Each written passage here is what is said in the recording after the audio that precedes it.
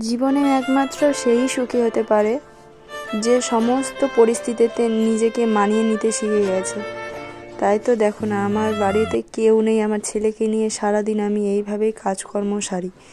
পরিস্থিতিটা মানিয়ে নিয়েছি বলেই আজকে আমি সুখে আছি।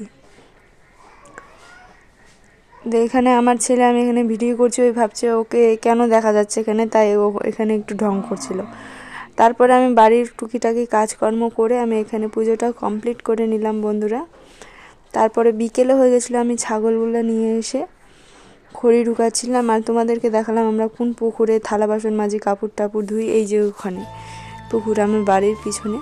তারপরে রাত্রে আমি রান্না করছিলাম, আমার বাড়িতে এখনও কেউ আসেনি, মনটা ভীষণ খারাপ হয়ে গেছিলো, কান্না পাচ্ছিল যে বাড়িতে এমন পরিস্থিতি, এমন অভাবের সংসার যে বাড়িতে সন্ধ্যা লাগলেও মানুষ বাড়িতে আসে না।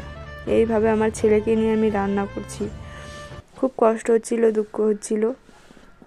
তো টাটা, দেখা হবে নেক্সট মিনি ব্লগে। সবাই আমার পাশে থেকেও সাপোর্ট করো।